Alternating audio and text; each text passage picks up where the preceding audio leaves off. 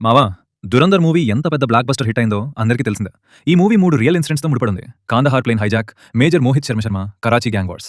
24 December 1999లో Indian airlines ఫ్లైట్‌లో పాకిస్తాన్ ఉగ్రవాదులు చొరబడి పైలట్‌కి పాయింట్ బ్లాంక్‌లో గన్ పెట్టి 179 మంది ప్యాసింజర్స్ ఉన్న ఫ్లైట్‌ని కంట్రోల్‌లోకి తీసుకున్నారు. వాళ్ళ డిమాండ్ ఏంటంటే ఇండియన్ జైల్స్‌లో ఉన్న ముగ్గురు మోస్ట్ వాంటెడ్ పాకిస్తాన్ టెర్రరిస్టులని రిలీజ్ చేయాలి అని. ప్రయాణికుల ప్రాణాలని రక్షించడానికి భారత ప్రభుత్వం ఆ టెర్రరిస్టులను వదిలేసింది. ఆ తర్వాత ఇండియాలో పార్లమెంట్ దాడి, Pathankot attack, Pulwama attack లాంటి మేజర్ అటాక్స్ జరగడంతో భారత ప్రభుత్వం పాకిస్తాన్ అరాచకాలకు చెక్ పెట్టడానికి అజిత్ దోవల్ నేతృత్వంలో మేజర్ మోహిత్ శర్మని గూఢచారిగా పాకిస్తాన్‌కి పంపింది. అజిత్ దోవల్ క్యారెక్టర్‌ని మూవీలో మాధవన్ చేశాడు. మేజర్ శర్మ క్యారెక్టర్‌ని రణ్వీర్ సింగ్ చేశాడు.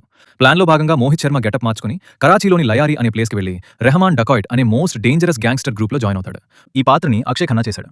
పాకిస్తాన్ తీవ్రవాదులకు ఆయుధాలు తయారు చేసి సరఫరా చేసేవాడు రహమాన్ డకాయిట్. 2008లో ముంబై తాజ్ హోటల్‌పై జరిగిన భయంకరమైన దాడికి టెర్రరిస్టులు వాడిన ఆయుధాలు రెహమాన్ డకాయిట్ సరఫరా చేసినవే. రహమాన్ డకాయిట్‌కి పాకిస్తాన్ ప్రధాన రాజకీయ నాయకురాలైన బెనజీర్ భుట్టో పార్టీ సపోర్ట్ ఉండేది.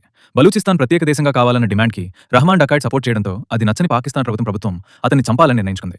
దీనికోసం ఎన్కౌంటర్ స్పెషలిస్ట్ చౌదరి అస్లాం ఖాన్ అనే పోలీస్ ఆఫీసర్‌ని రంగంలోకి దింపుతుంది. ఈ పాత్రని సంజయ్ దత్ చేశాడు. మోహిత్ శర్మ వేసిన ప్లాన్‌లో భాగంగా చివరికి రహమాన్ డకాయిట్‌ని అస్లాం ఖాన్ ఎన్కౌంటర్ చేస్తాడు.